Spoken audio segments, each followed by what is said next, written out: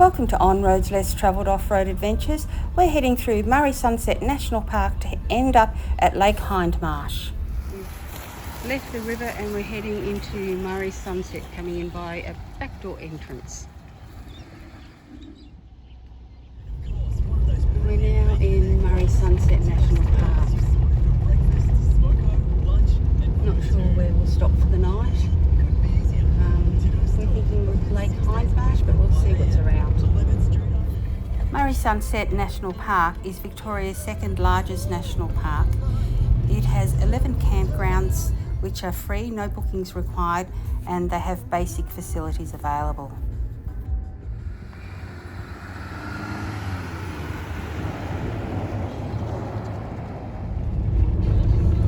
As we're driving along, we're keeping an eye out for mallee roots and popping them in the wood compartment on the camper for tonight's campfire.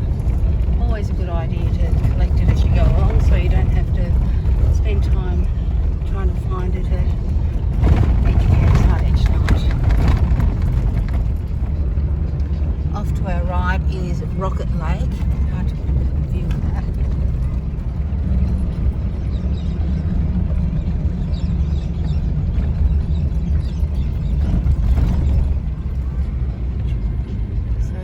A sign that's saying Rocket Lake Track and Rocket Lake Campground 600 metres. So we're going to go down and have a look at the campground. Rocket Lake is dry at the moment, I've just seen. An NVO, Over Through Road.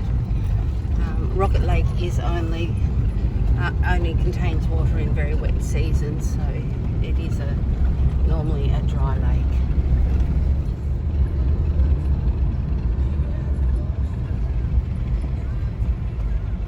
Thunderbox. Okay, so it's got a drop toilet by the looks of it, and it does have fire pits, but not much else. We've just pulled up and we've spotted this campfire that's still burning. Somebody hasn't put it out. So Greg's going to empty one of our water bladders onto it because we can't leave the fire going. There's a bit of a breeze happening. And it's 32 degrees at the moment, so we've got to do the right thing. And they've just chucked all their rubbish in to the fire pit. I mean, that's just disgusting. Tins, bottles, packets of bread, plastics. That's not what you do. That's not looking after the environment at all. Greg's got the bucket, and the Thunderbox has a water tank next to it, so we're just going to put a couple of buckets of water on it and do the right thing.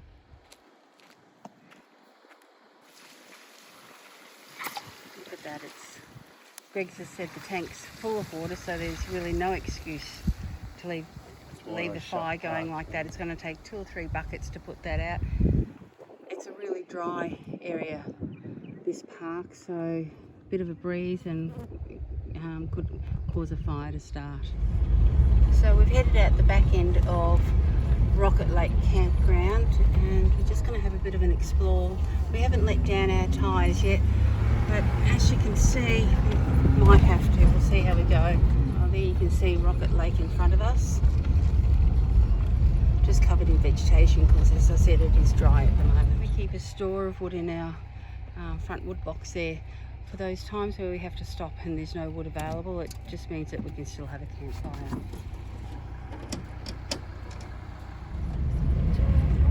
You can see in the wet season it can get a bit messy. Murray Sunset National Park is 633,000 hectares. It's situated in northwest Victoria, 440 kilometres from Melbourne. On this map you can see how Murray Sunset's situated in relation to the Murray River, Whipperfield National Park and Big Desert Wilderness Park. The park has over 600 species of birds, including the wedge-tailed eagle and also the mallee bird, which is an endangered species. The terrain is predominantly covered by mallee scrub. We've just turned onto Mopoke track and we're heading down Mopoke Hut. Mopoke Hut was built in 1962 by the cattleman Bill Hindmarsh as a place to rest when he was driving cattle. This is also a campground. There's an information board here, and we are Mopoke Hut. Some of the attractions of Murray Sunset are scenic drives. There's also the Pink Lakes, which we've been to, and they are spectacular, very pink. There's also Lindsay, Mulcra and Walpolla Islands, and of course bird watching is always a great one as well. Very hot and dry.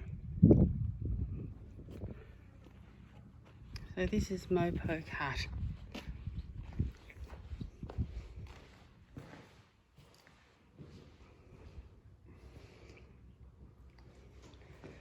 Just a little hut with some beds and a table, visitor's book, and they ask you to do a survey and some information. Yeah, the track's got a lot more sandy, so we're thinking we'll have to let our tyres down after all.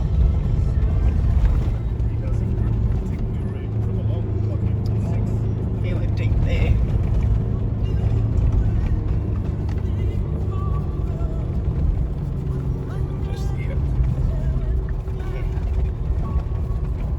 So we're looking for a hard patch to pull up in to be able to let the tyres down.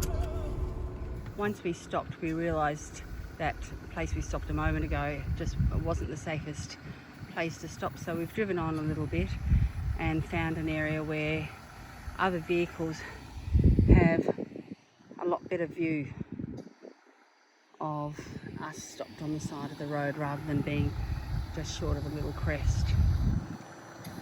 So Greg's just going to let the tyres down. It's currently Melbourne Cup weekend, so November in Victoria, and today it is 34 degrees, so it's quite baking hot. Look at the branches of this tree, or scrubby bush. Look how red they are. Wow, amazing. Beautiful native grass. You may have noticed as we've been driving along, we've been going up and down, and up there you can see the crest of a sand dune. The roads here go up and over sand dunes and then traverse in between the sand dunes. Here there's a couple of pieces of mallee root that I'll chuck in as Greg drives by. Mallee root, like river red gum, burns long and slow and hot. It's one of the best woods for a campfire if you can get it. And we're back on the road again. Greg's dropped the tyres down to 20 psi so that we can drive more easily across the deep sand. If you're new to driving in the sand, some of these tracks might be a good place for you to build your skill up before you hit places like Coorong Beaches or Goose Track or Simpson, or just enough to give you the feel of what it's like to drive through sand without getting yourself into too much trouble. You see these tracks are quite deep with soft sand.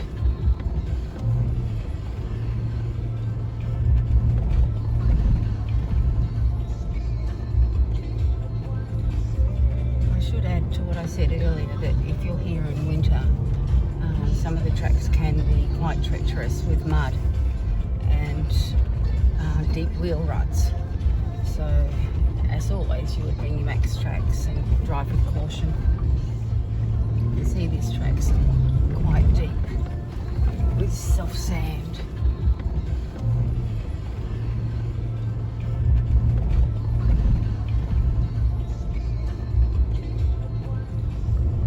As you can see, the condition of the track varies greatly from deep sand to a very easy surface to drive along, like this one. And we're still driving along Moopoke track.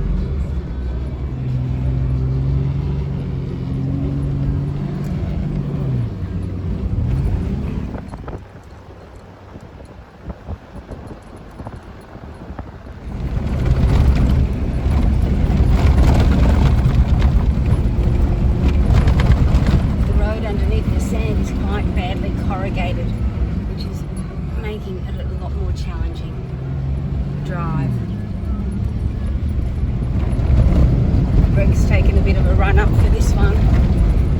You can see it's going to be a bad one. Come on, beautiful. Come on. Almost there. Come on. Come on. Oh!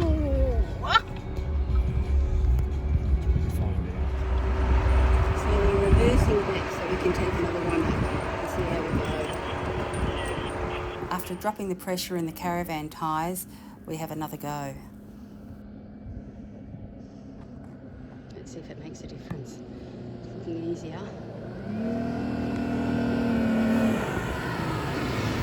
Easy done. The power of the right air pressure on your tyres makes all the difference. Greg's just dropping the tyres a bit more to give us a bit more grip.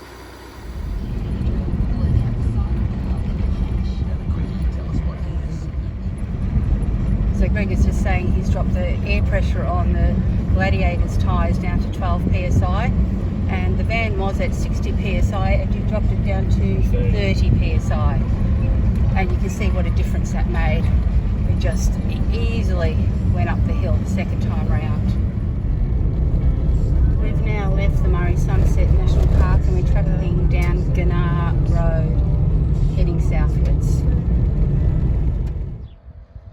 We've just pulled into Underbull for Greg to air up again. This is an old old hay cart that was used in 1927 to take grain from the farm here to Underbull. Lovely old bit of machinery. Years gone by. Underbull is a town that was established in 1911. Big little town.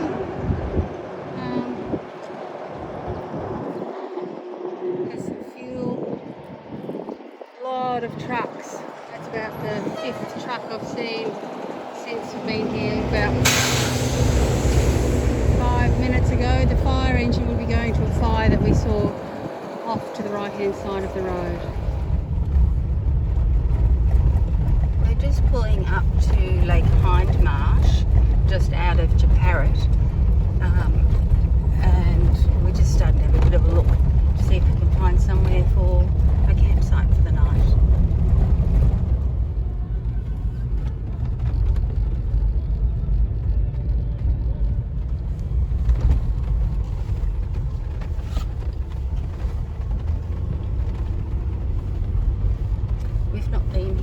So we really don't know what to expect.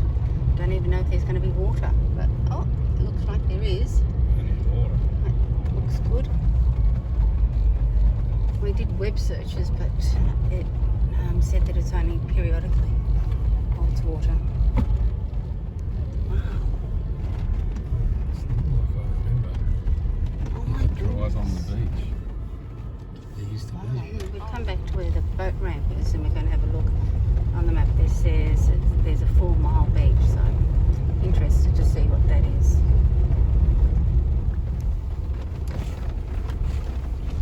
We've found this little track and I'm just going to have an explore to see if there's anything, any places that are worth camping at. So far I have to say the answer is no.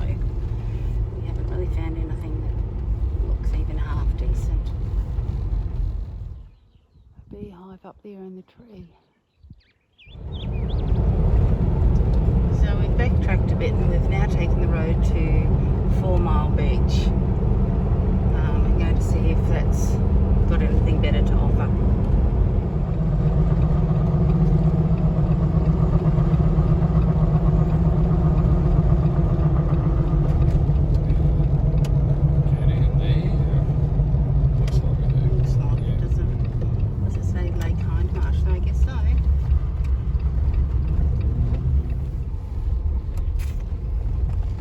Aren't going to give much shade. Oh, there's a Gladiator camper.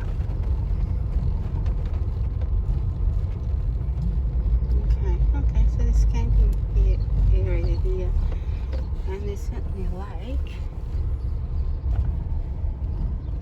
Looks like there's some facilities.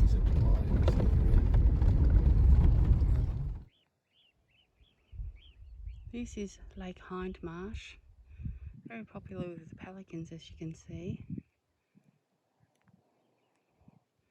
There is swimming here, and there is a four-wheel drive track. It says it has deep sand, so four-wheel drive only, of course, in that situation. Looks nice enough. There's a bit of a caravan park here. We just drove past because we didn't get in till 6 o'clock. See the caravan park up there. Looks nice enough. When we entered, we drove down past the caravan park and down the end here, and we found ourselves a nice shady spot. It's 34 degrees today, so shade is very important, and that's the four-wheel drive track that we talked about. We're only stopping overnight, heading home early tomorrow, so we won't get to explore it this time, unfortunately, but we might head back at a later date to do that. So Greg's just unfolded the fire pit, and it just slots onto the little latches on the bottom, and you simply click it and click it to hold it in place. Quick and easy. And then you get your charcoal burning. It's got a grate for the charcoal to sit on. Pouring the heat beads in and lighting the fire lighters in the base. And putting the charcoal burner on top and let it do its magic. Easy as that. Easy as that. Then you just, when the charcoal's greyed over, so about 30 minutes, then you just pop it into the fire pit and put the cooking grill on, and you're done. A beautiful mama magpie and her juvenile youngster sitting on the tree there. The lake is only 3.5 metres deep, so not a terribly deep lake, but it's very large. Lots of bird life.